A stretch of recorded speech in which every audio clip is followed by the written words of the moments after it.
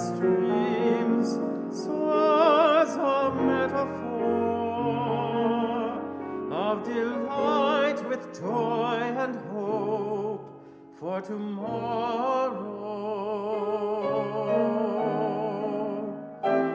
Oh, listen, make haste without waste, for tomorrow will wait for no one, lest he knows from whence he comes. Fret not, the time to act is now.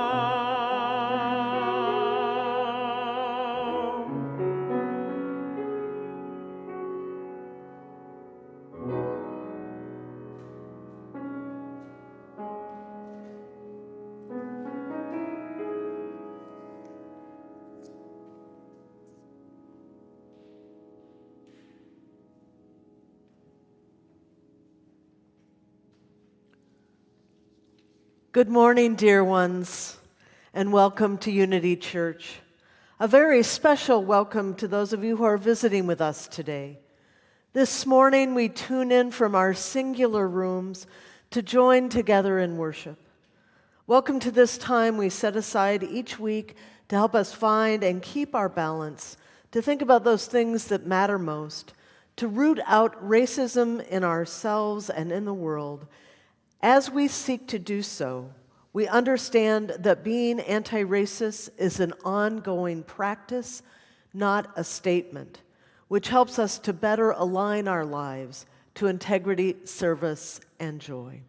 Here in the sanctuary, your worship leaders gather, taking appropriate precautions, learning as we lead, to offer clarity, comfort, and inspiration in these trying times. We know that nothing can replace the face-to-face, hand-in-hand, voices raised in song embodied worship can bring.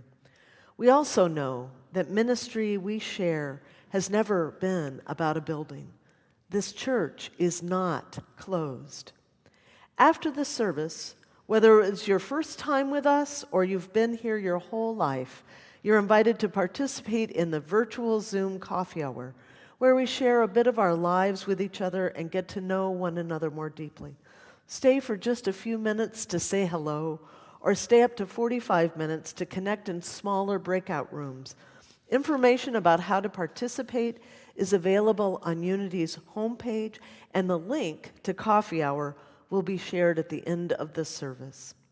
If you'd like to know more about Unity Church and Unitarian Universalism, we invite you to participate in Finding Yourself at Unity today at 1 p.m. This week's 1-hour online class will offer a question and answer session with the Reverend Rob Eller-Isaacs. Information about how to connect with the class is available on Unity's homepage.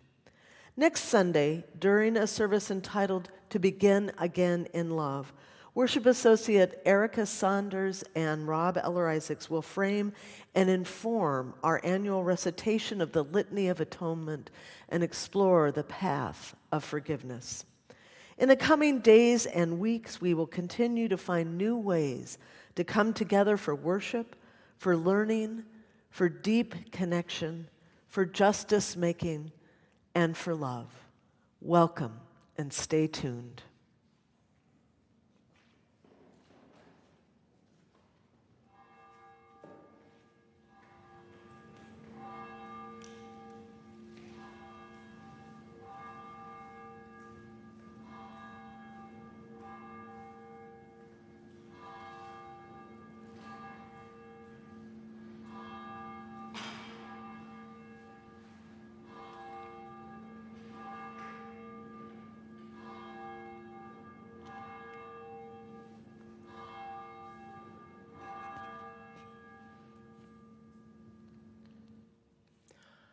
Hello, and thank you for welcoming us into your homes as we greet you and welcome you into the sanctuary this morning.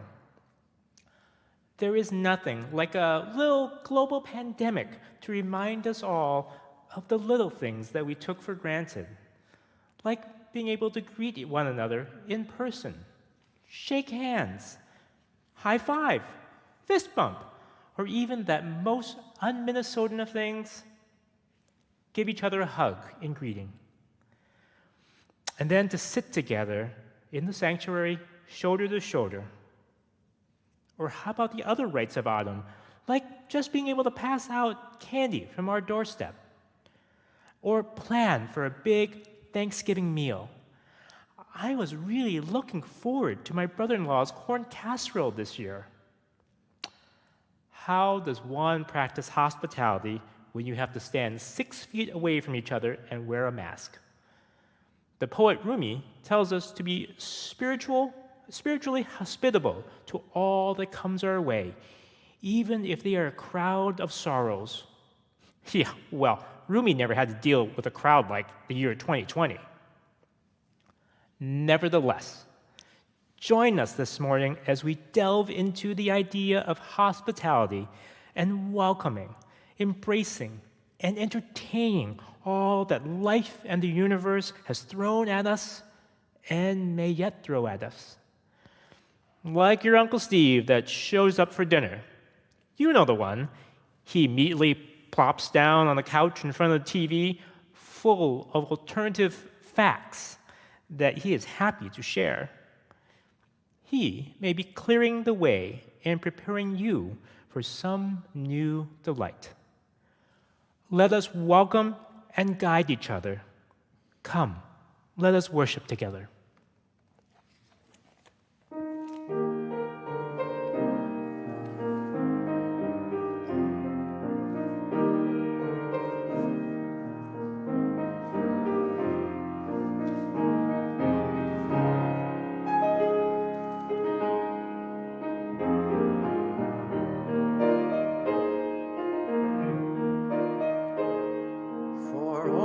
Is our life, we sing our thanks and praise, for all life is a gift which we are called to use to build the common good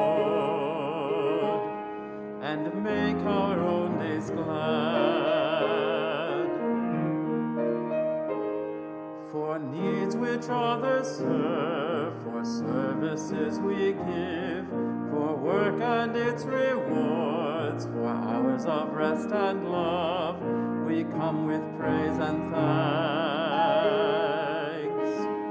for all that is our life. For sorrow we must bear, for failures, pain, and loss, for each new thing we learn, for fearful hours that pass, we come with praise and thanks for all that is our life. For all that is our life, we sing our thanks and praise, for all life is a gift which we are called to use to build the common good and make our own days glad.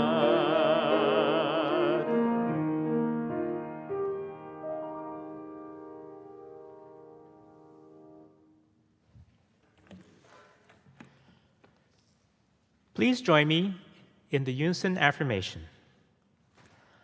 I have been looking for the words that come, before words, the ones older than silence, the ones not mine, that can't be found by thought, the ones that hold the beginning of the world and are never used up, which arrive loaned and make me weep.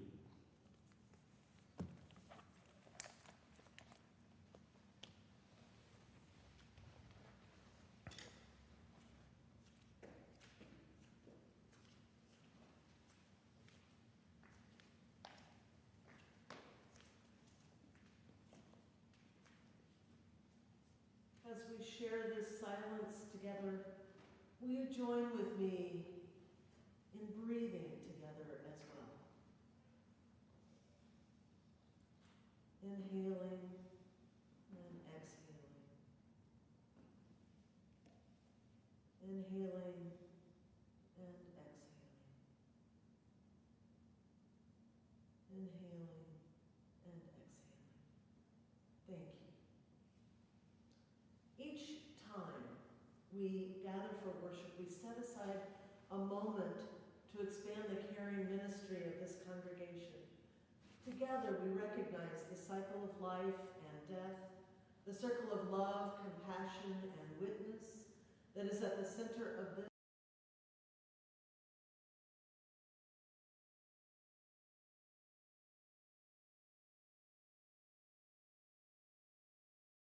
Set aside a moment to expand the caring ministry of this congregation. Together we recognize the cycle of life and death, the circle of love, compassion, and witness that is at the center of this and of every sacred community. We stand at the side of parents, teachers, and all those whose primary spiritual practice is caring for children. With those who live with grief or chronic pain, with illnesses seen and unseen, with mental disability or addiction. We pray for our neighbors in prison, for those who are caring for family members in ill health, and those who are struggling to stay afloat in the midst of poverty. Our love. We hold the extended Heidinger family as Rick Heidinger enters into hospice care. The family asks that we honor the privacy they need right now as they all turn their attention to Rick's care. We send our healing thoughts and prayers to Jack Hawthorne, who is recovering from successful surgery this past week to install a shunt to reduce liquid buildup in his brain. Along with so many around the nation and the world, we mourn the death and celebrate the life of Ruth Bader Ginsburg, who was a tireless agent for just and equitable treatment for everyone, but particularly for women, those that were marginalized and members of the LGBTQ+ community.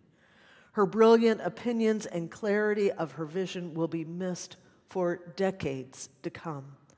The second chalice burning this morning was lit in her honor and to celebrate her memory. The Center for Gender Justice is holding a vigil in honor of Ruth this evening. You can find out more details about it on their website. They are also streaming the vigil so that you do not have to leave your home to participate. Today, our beloved Elizabeth Shippey is turning 100. A group of us are forming a parade of cars to drive by Elizabeth and some of her family and friends at Episcopal Homes this afternoon at 1 o'clock. We join our Jewish siblings in welcoming the new year, these days of awe where we are invited to turn and reflect on our own lives and relationships and contemplate where forgiveness is calling us, and to remind ourselves that each one of us is called to the ministry of prophecy and care. Lastly, we acknowledge all the currents of grief flowing all over the planet as lives are compromised or lost to the coronavirus. Each day, people are getting sick, striking our communities of color disproportionately, some of whom are struggling to recover, some who are lost to us to the virus. Every day the grief grows. May we each light a candle in our homes, candles of healing and memorializing all that has been lost, and for those finding their way to an altered life. May we stand in compassionate solidarity with our neighbors here at home and all around the world. May they and may we be instruments of a just and lasting peace. I now invite you to speak aloud or hold in the silent sanctuary of your hearts the names of those you would like to lift today in worship. And let us pray. Spirit of life, Spirit of mystery and love, God of many names and beyond all naming, God of our being and becoming, which we know flows within, among, and beyond us. Be with us these challenging days of disease of the body and of the spirit and of the body politic. Help us to find truth within and among us. Help us to speak that truth in respect for others' opinions, for other people believing so differently than we do. May we find ways to be bridges ourselves, bridging across these troubled waters, seeking peace, seeking connection as agents and co-creators of this one precious world and this one precious life. May it be so, and amen.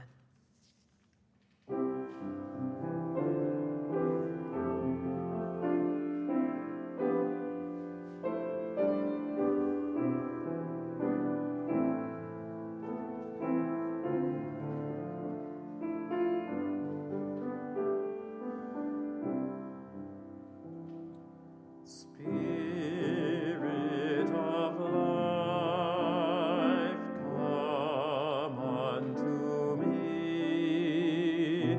Sing in my heart all the stirrings of compassion. Blow in the wind, rise in the sea, move in the hand, giving life the shape of justice. Roots hold me close, wings set me free. Spirit of life, come to me, come to me.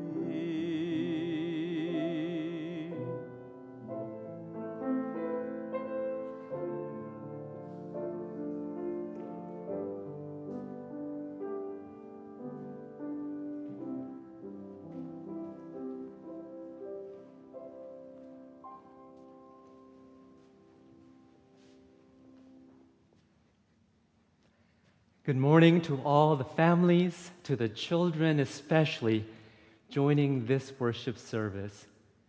And a Happy New Year to our friends who are celebrating the High Holy Days. The 10 days from the beginning of the Jewish year, Rosh Hashanah, to the days of Atonement and Yom Kippur. These High Holy Days in which our Jewish friends are asking what they have achieved well in the world, where they might have failed, and how it is that we might work together to set things right.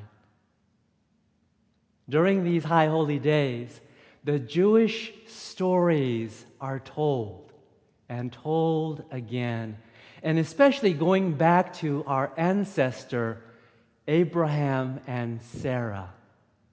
Abraham, who is called Abraham the Hebrew, Ha'ivri, which means the one who is crossing over, the one who has crossed over from maybe the other side of the river. But stories of Ha'ivri, the ones who are crossing over, and the legendary hospitality of Abraham and Sarah. So children, come a little closer for this very ancient and familiar story of hospitality and welcome from Abraham and Sarah.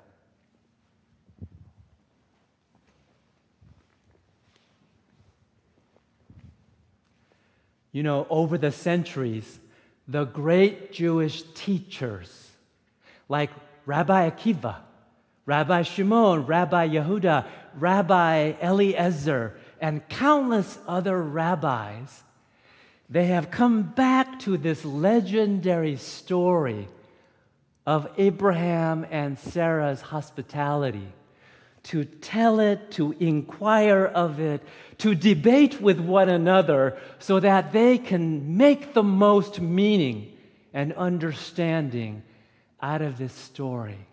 The rabbis, these teachers, they debated with one another and they asked, could there be any gift during someone's whole lifetime that is greater than those 4 original gifts that are given when we are welcomed into life? When babies are born, the gift of eyes that see the child, the gift of a radiant smile, rejoicing and welcoming, the gift of an embrace that holds us close and tight, and the gift of food to fill our hunger. Maybe all of the other gifts that we receive in our lifetime are searching for those original 4 gifts of welcome and hospitality. And so the rabbis debated back and forth, and they took the question to that ancient story of Abraham and Sarah's hospitality. Abraham was sitting at the entrance of his tent in the heat of the day when the Holy One appeared to him. Then, seeing 3 strangers who were traveling by, Abraham ran from the tent to greet them. Abraham, bowing to the ground, said, "Friends and lords, if it is all right with you, do not rush ahead and pass by. Let me bring you a little water. Bathe your feet and rest under the tree. Let me get you a morsel of bread to eat, so that you may refresh yourselves before you continue on." And the 3 strangers agreed. Abraham rushed back to the tent and said to Sarah, "Sarah, quick, make ready 3 measures of the best flour, knead it, and make cakes." Then Abraham ran out to the herd and picked out a calf, tender and good, and gave it to the servant to prepare it. Then Abraham added milk and curds, and soon prepared a lavish meal for the strangers. And as the strangers ate, Abraham stood by them and visited with them. Whatever happened to just a little water, a morsel of bread? Wondered the rabbis. Wow, what a lavish meal that Abraham and Sarah prepared for these traveling strangers. Maybe these are the best practices of hospitality, a lavish, welcoming meal for travelers as they journey. And Abraham and Sarah, didn't they have 318 servants? Wondered another rabbi. Why did they busy themselves personally preparing the food? Maybe that also is a best practice of hospitality, of offering our personal hands, our personal presence, being there with the strangers. No, I disagree with that, said another rabbi. Go back to the very beginning of the story, said the rabbi. Abraham was sitting at the entrance of his tent in the heat of the day, and the Holy One appeared to him. Then, seeing 3 strangers, Abraham ran out of the tent to greet them. The rabbi said, "Did you catch that?" The Holy One was visiting with Abraham, and Abraham put God on hold. Who were these strangers? Why were they so important that Abraham would ask God to wait while Abraham went to meet these strangers? "Oh, that's easy," said another rabbi. "The strangers were obviously angels, messengers sent by God." No, said another rabbi. "The strangers were actually the Holy One in disguise. And so we must offer hospitality to strangers, and in doing so, we offer hospitality to God." No. I don't think that's the right interpretation, said another rabbi. It is not about the identity of these strangers. It is about the character of the Holy One. The Holy One who understood hospitality to be so important that the Holy One agreed with Abraham's decision to run out, and the Holy One was willing to wait until Abraham had done his hospitality and then to resume the conversation with God. The rabbis all nodded in agreement that that was the strongest interpretation of the story until Rabbi Shalom Itzaki broke into the silence and he said, No.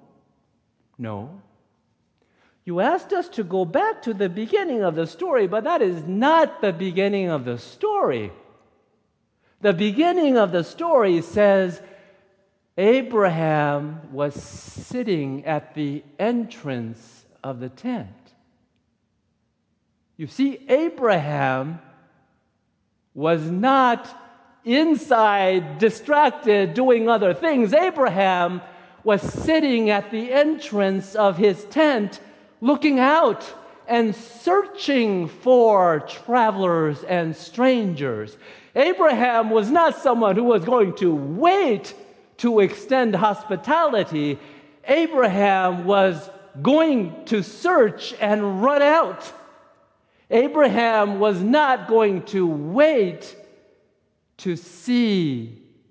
Abraham was not going to wait to extend his smile.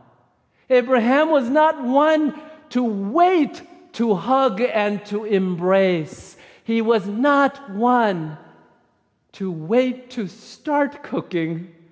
The food and the cooking had already begun. For you see, Abraham is Ha-Ivraim, the Hebrew, the one who is always crossing over the river, the railroad tracks, crossing over the boundaries, searching for someone to extend welcome and hospitality. And so may we keep open the doors of our hearts and sit at the entrances of all of our homes, looking and searching to extend welcome. May it be so for us. And I look forward to welcoming each of you children as we start RE classes at 11:30 today. Amen.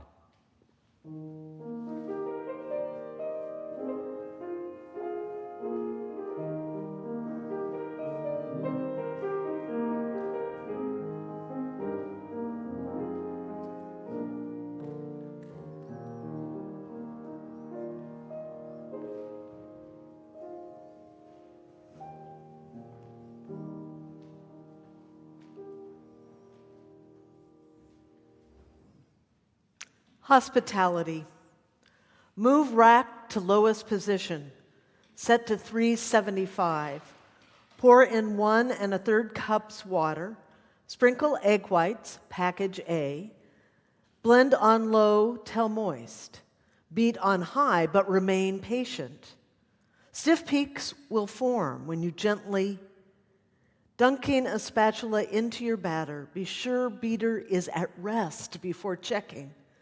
Sprinkle in cake flour, package B.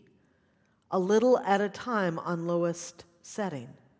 Don't forget to scrape the bottom and edges. Pour batter into your ungreased tube pan. Cut through batter gently with a butter knife in a circular motion to eliminate air bubbles. Bake for at least 30 minutes or until top crust is golden brown. Ovens vary, so keep your eye on it at all times. Cool by hanging tube pan upside down on bottle. Loosen by making up and down strokes with spatula or knife. Gently remove your cake.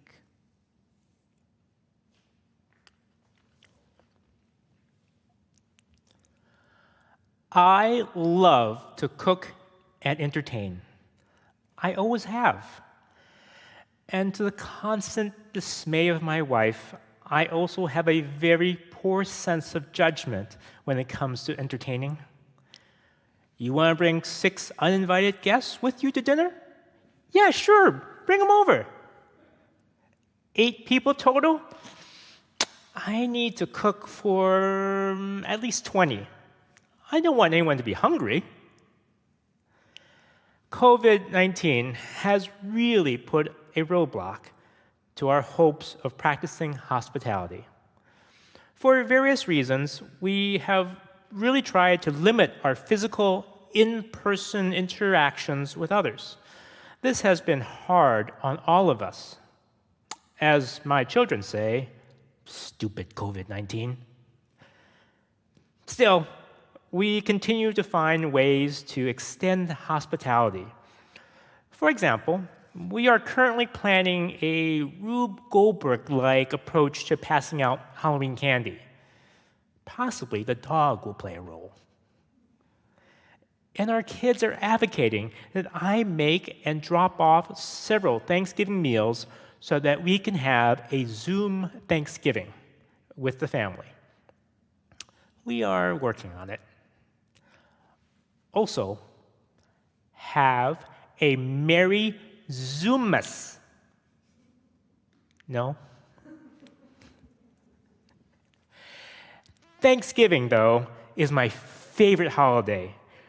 There is just something universal about giving thanks, of welcoming, of celebrating hospitality and family and friends. Also, the food. Part of it is that when I moved away from Hawaii for school and work, I never got to go home for Thanksgiving. It was just too far to travel for a few days. I spent many Thanksgivings relying on the hospitality of friends.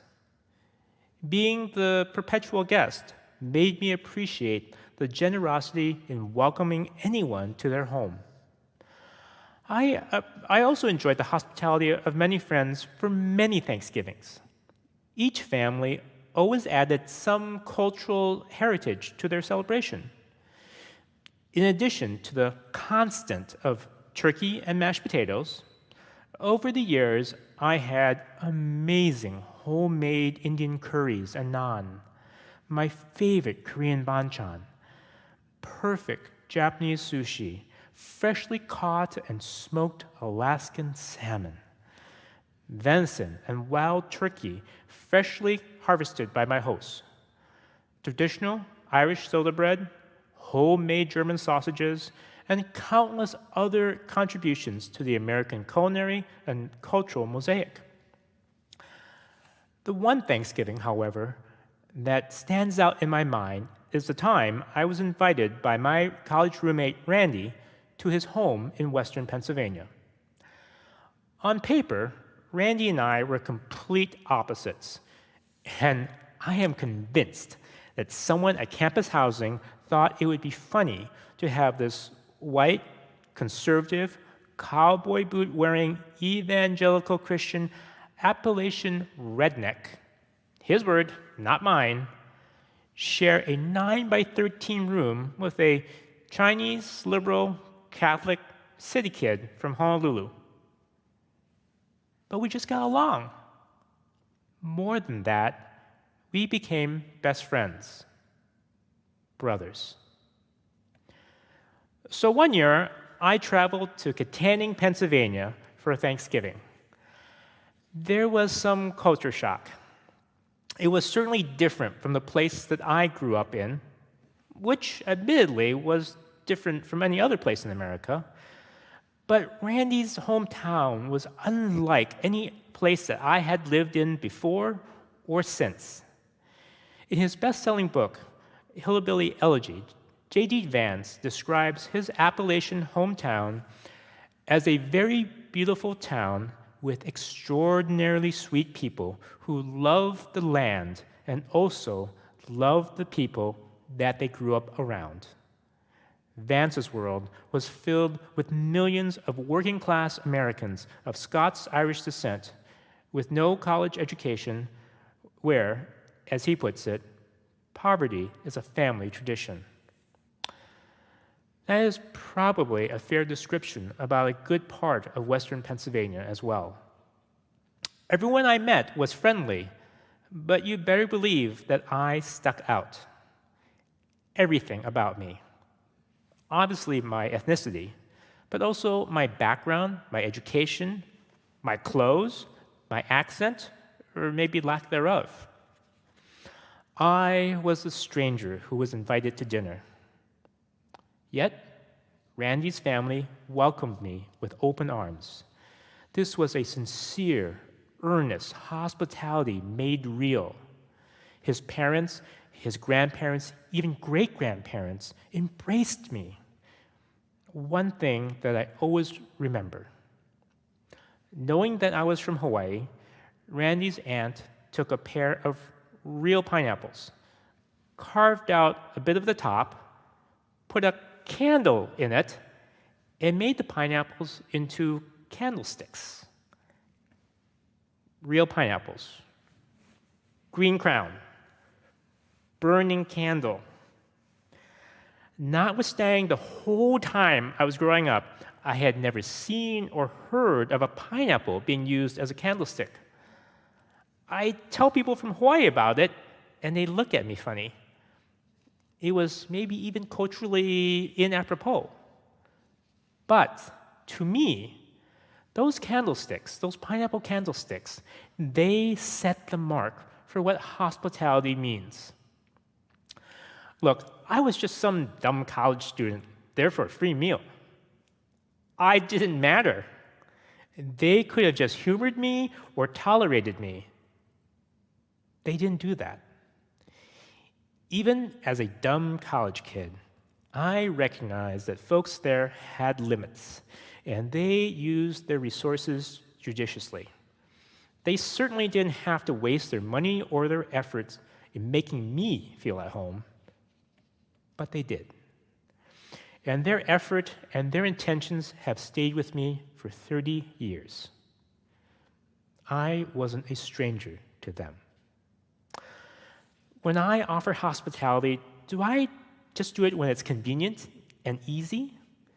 Is my welcome just for people who I have common cause with? Does ritual have a purpose?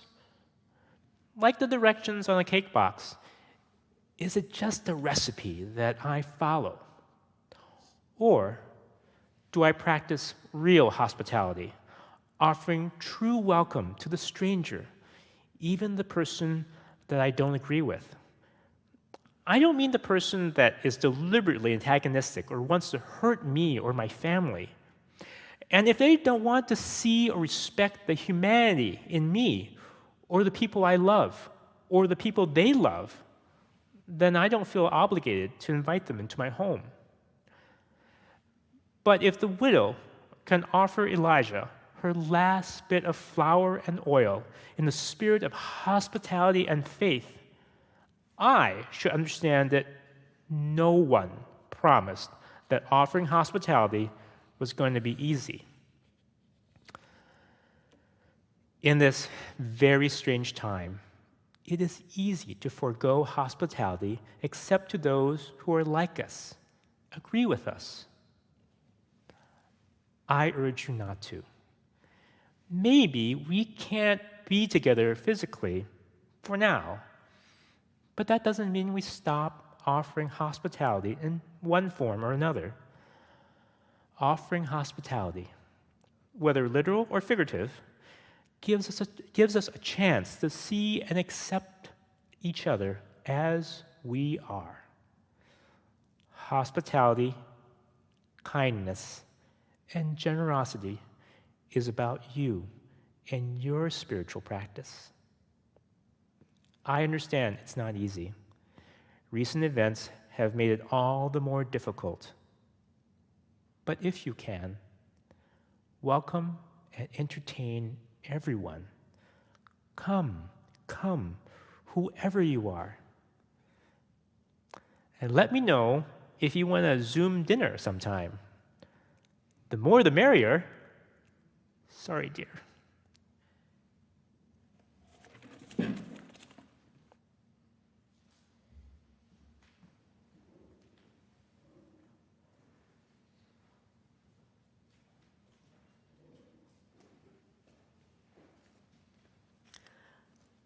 Though our ministry is largely online, the church's financial obligations continue. Your support of the church is an expression of the promises we make to each other and to our partners and to the world. We know that some of you have had your hours reduced and that some of you have been furloughed or have actually lost your jobs. Please let us know if you are facing financial difficulty because we are here to help. But don't let fear undermine your commitment to the ministry we share. Please do your best to be generous with the church so that the church can, in turn, maintain our staff and programs and keep our promises to our many community partners, which are represented by our Sunday service offerings. Today, as every Sunday, the larger portion of our offering will go to support a nonprofit. This Sunday, it goes to support the Quadrifoil Library of Minneapolis. Founded in 1986, Quadrifoil Library is among the largest and longest-running GBLTQIA+ libraries in the U.S. Its volunteer staff manages the circulating collection of 30,000 books and DVDs, along with an extensive archive of queer history. This collection will support the library's scholarship program, offering $1,000 individual grants to students focusing on GBLTQ studies. During the offering interlude, please visit Unity's homepage and follow the link in the Sunday service section to make your donation. You can also use the Give function located in our Shelby Next membership app, an online database, or mail a check to the church. Thank you for your generous donations.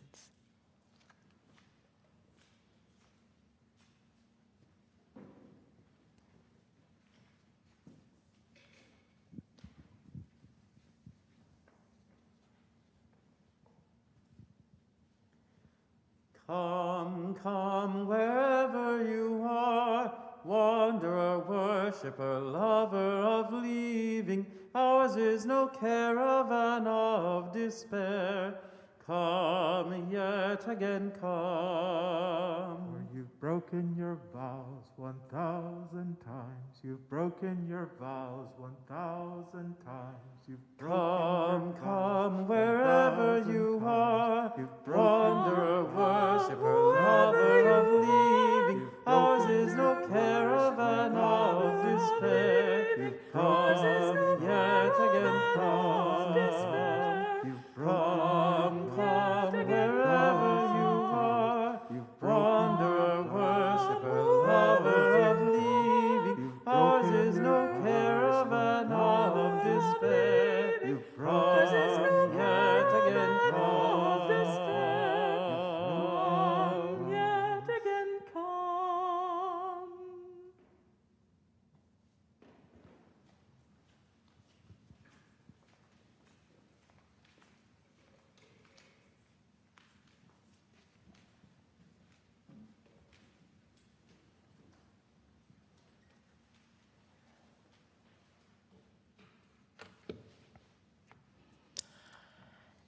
The Guest House by Rumi.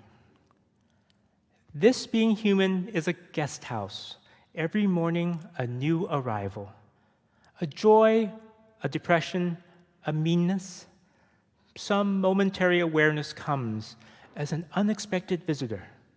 Welcome and entertain them all, even if they're a crowd of sorrows who violently sweep your house, empty of its furniture.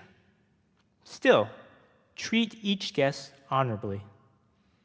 He may be clearing you out for some new delight. The dark thought, the shame, the malice, meet them at the door laughing and invite them in.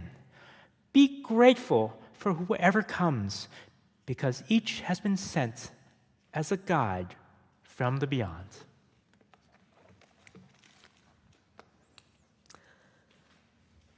The poet Ruth Stone was born outside of Roanoke, Virginia in 1911. She gained some notoriety as a poet later in her life. She was the state of Vermont's Poet Laureate in 2002 and was a finalist for the Pulitzer in the late 1990s. I had never seen her name, and I didn't know anything about her until I stumbled upon a poem of hers in an anthology of poetry. Curious, I decided I wanted to know about this person. And Ruth grew up in humble circumstances on a farm. One day, when she was working alongside her parents in the fields, when she was 5 years old, she felt the earth trembling under her feet. She knew instinctively that it was a poem coming for her. She took off across the field, running, headed for her family's farmhouse. Frantically, she entered the house and searched for a pencil and a piece of paper. She described the experience as catching the poem and, having caught it, putting it down on paper. Sometimes she could feel a poem coming as a young child and once again would run into home. Occasionally she would get there just a little too late and had the experience of catching the poem's tail end. And the poem would come to her backwards, but she would write it down and then transfer it. On one of those instances when she wasn't able to catch the poem at all, she would bless it as it passed by her, certain that it was bound for another writer. Not mine, but someone else's, she would mutter as her blessing. As she matured, she kept writing. The poems no longer rumbled under her feet, but flowed as a stream that accompanied her throughout her life. Her life continued to be full of challenge, hardship, some tragedy, but also joy and continuing inspiration. She moved frequently as an adult, taking teaching positions in colleges and universities across the country. Eventually, she married another writer, and they had 3 children. Her first book of poetry was titled An Iridescent Time. Soon after it was published in 1959, Walter, her husband, took his own life. This tragedy, leaving her with her beloved 3 children, transformed her and altered her poetry. But through it all, that stream of inspiration spoke to her, and she just wrote down what it said to her. Throughout her life, she felt she didn't have the right to take credit for what she produced. And the more I read her and read her poetry, the more I was intrigued by this concept of welcoming and receiving inspiration. As I read more, I discovered she wasn't alone in this understanding, this experience of receiving inspiration. William Blake described his writing as simple dictation from a source he couldn't name. Other writers, like the poet Mary Oliver, describe being vessels that are trained first to notice and then to receive. I frequently came across this sense from artists of all varieties. It is about welcoming and then humbly receiving the gift of words, of music, of lines of poetry, of visions of color, and accepting them with humble gratitude. Welcome and entertain them all, even if they are a crowd of sorrows who violently sweep your house empty of all its furniture. In these days of so much legitimate and induced fear and anxiety, how do we, in 2020, in the midst of the pandemic and an insane political season, create a sense of hospitality of the Spirit that can welcome this kind of inspiration? How do we stay open as the darkness of the season increases, temperatures begin to drop, and we spend more time indoors? How can we live in such a way that new insights and new lessons can enter into our lives? How can we live in such a way that old preconceived notions and ways of viewing the world and ourselves and others can be altered, if not shattered completely? This was one of the messages of this summer's uprising. Wake up. Pay attention. Listen to the voices you are not used to listening to. Speak up when you are asked by them to do so, and stand up and walk with us when we are invited to join in. They asked us to stand up, speak up, and serve it up. And we are trying to respond to their passionate invitation.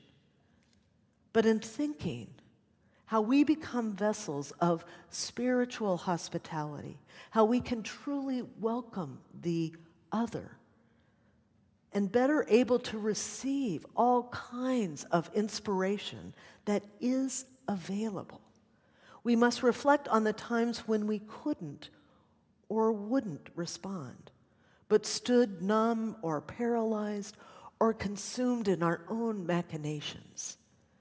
In preparing for this homily, I began to think about those times in my life when I didn't welcome the spiritual lessons that were rumbling under my feet or flowing by.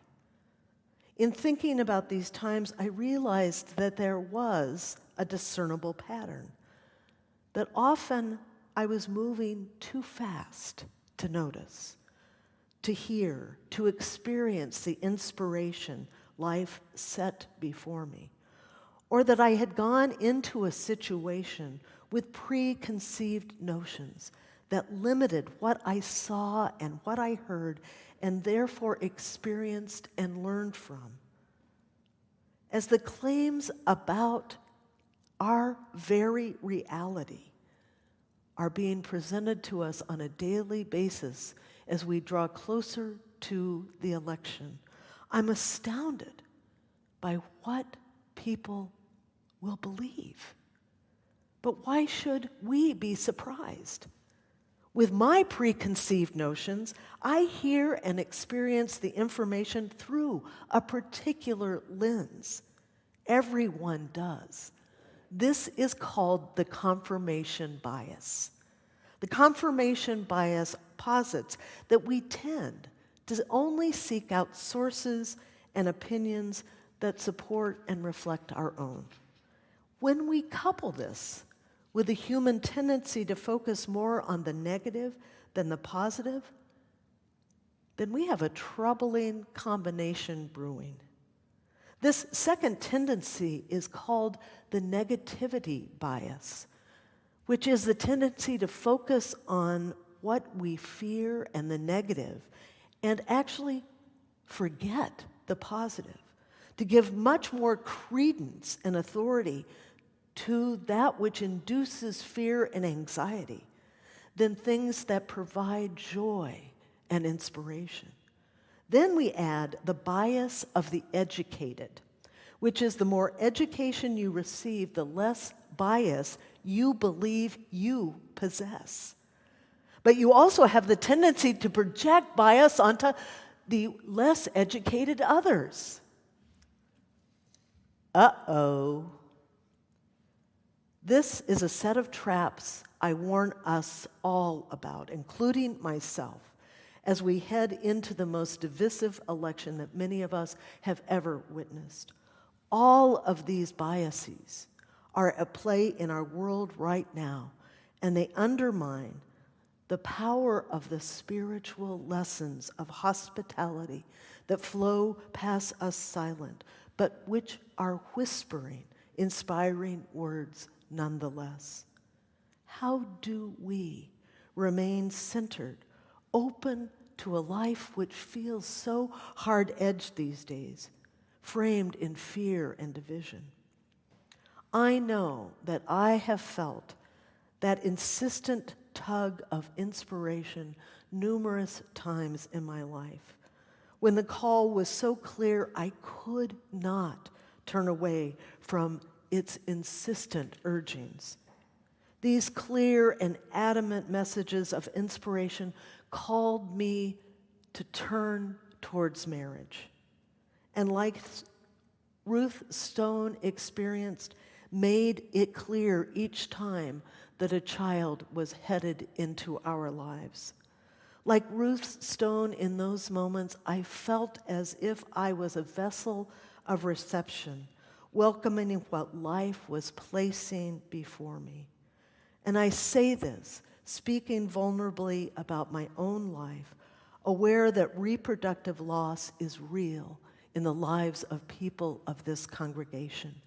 I know that there are people who welcome over and over only to experience heartbreak.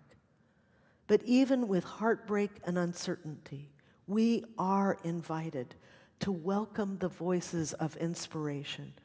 We did so when we were called to leave our previous beloved congregation in Oakland and come here to Unity Church and the wilds of this foreign land called Minnesota.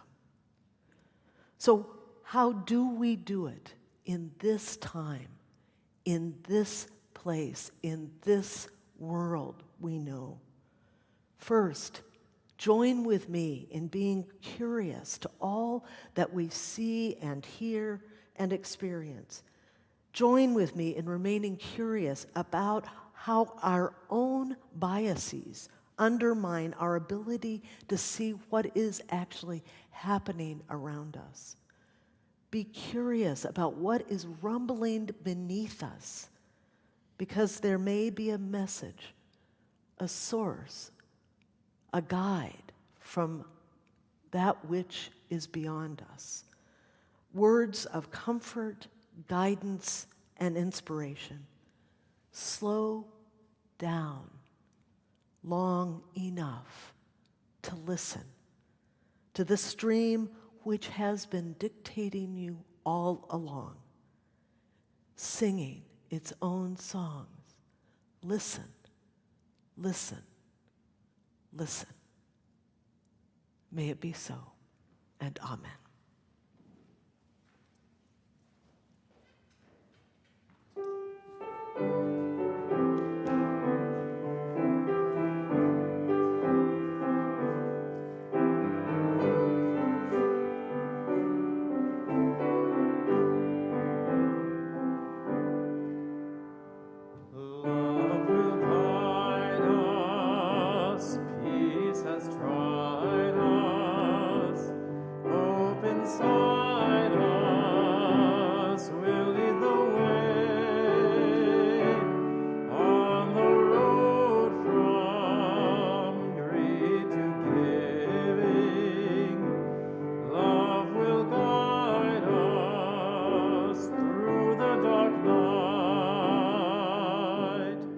If you cannot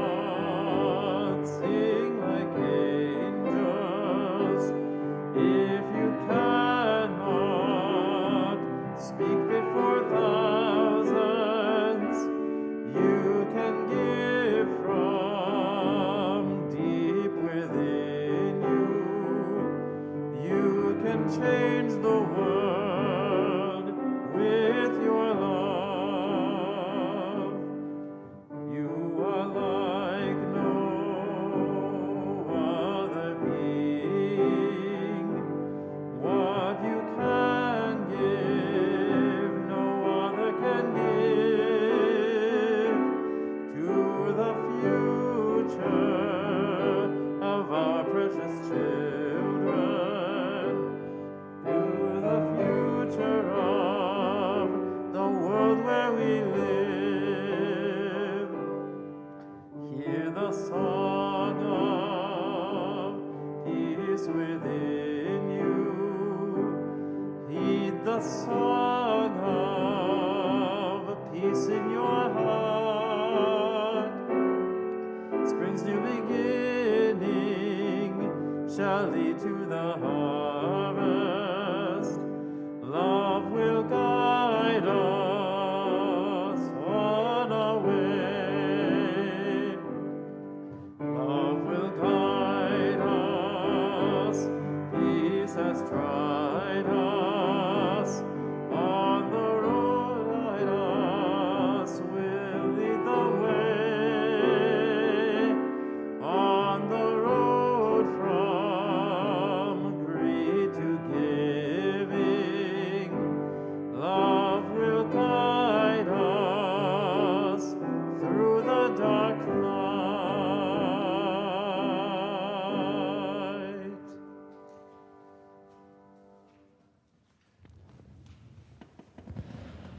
Even in these days of uncertainty, fear, and confusion, we can open our hearts to one another, to the pulse of life reverberating, calling us into the company of all things and all beings.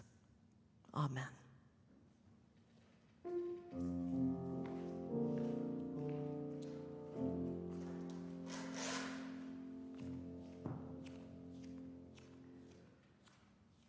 Guide my feet, Lord, while I run this race.